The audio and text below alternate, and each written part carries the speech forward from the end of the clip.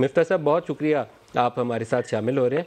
Exchange rate बहुत बड़ा stumbling block था, शायद आपकी वजारत जाने में भी इसका एक रोल था। एक महंगाई थी और दूसरा एक्सचेंज रेट था जो काबू से बाहर था। आज हम वहीं पे वापस आ गए। जी शुक्रिया नदीम भाई। हाँ, वही जो सिस्टम था एक्सचेंज रेट का कि इसको मार्केट के ऊपर छोड़ दिया जाए, उसी पे मेरे ख्याल से वापस आ गए हैं, जो कि वक्त की जरूरत है। और मैं ये समझता हूँ कि ये जो पहला कदम हुकूमत ने लिया है, इससे इंशाअल्लाह ताला इस्तेकाम आना शुरू होगा। और अब ये 2-3 कदम इकदाम जिनकी आपने बात की, एनर्जी प्राइसेस, गैस प्राइसेस वगैरह, अगर ये ले ली जाए तो इंशाअल्लाह IMF को ले आएंगे।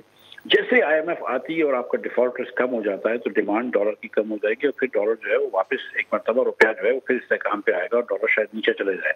लेकिन ये पहला कदम जो है मेरे ख्याल से सही लिया है।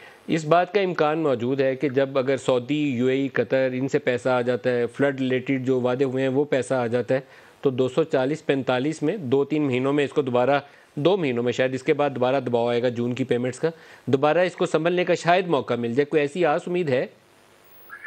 सर फिलफॉर ऐसी उम्मीद बहुत तेजी से तो नहीं है और ऐसी उम्मीद करनी भी नहीं चाहिए। मतलब इन द सेंस के मतलब हमको अब ये हमें जो नंबर चेस करना चाहिए वो हमारा एक्सपोर्ट होना चाहिए कि हम एक्सपोर्ट को बढ़ा सकें और इंपोर्ट को कम रखें। हमको अभी डॉलर का नॉमिनल नंबर छोड़ देना चाहिए मार्केट के ऊपर।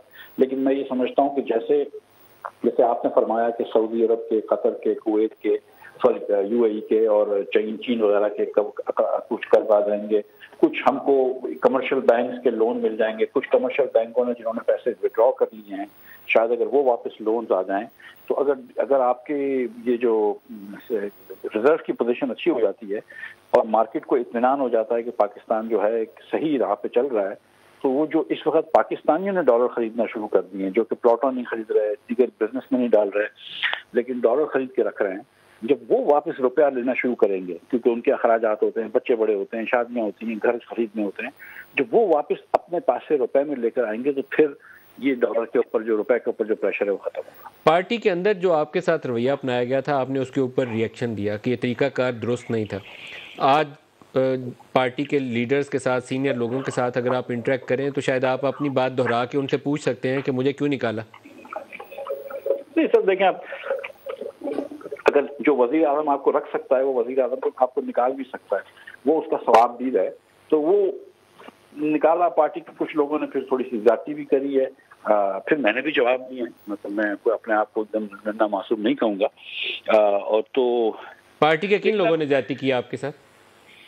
सब लोगों ने, आप जानते हैं कि सेकंड थर्ड स्ट्रिंग के लीडरान ने बहुत सारे प्रेस कॉन्फ्रेंस की है। किस ने? मैं नाम आपकी जुबानी सुनना चाहूंगा। अब तो वजारत चली गई है और आपने कहा बहुत डिसग्रेसफुल तरीके से किया।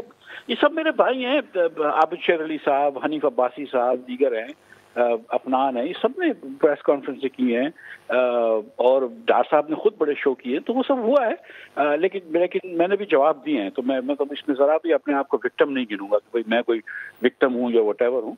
इन्होंने सवाल उठाए हैं मेरी जात के ऊपर, इन्होंने सवाल उठाए हैं मेरी कॉम्पिटेंस के ऊपर, मैंने उसका भरपूर जवाब दिया है। तो और पार्टी ने कोई इस पे एक्शन नहीं लिया, तो ये पार्टी का भी बड़ापन है कि उन्होंने मुझे इजाजत दी है कि मैं जवाब दे सकूं। लेकिन आज आप अपनी पोजीशन को देखते हुए, जो कुछ वहीं पे वापसी हुई है जहां से सिलसिला टूटा था, तो आज तो आपको पूछना चाहिए शहबाज साहब से भी और बड़े मियाँ साहब से भी कि आज सारा कुछ वही किया है जो मैं कर रहा था, तो फर्क क्या आया? सर सबको सारे सवाल भी पता है, सबको सारे जवाब भी पता है, तो क्या ये बात करके हम कर लेंगे?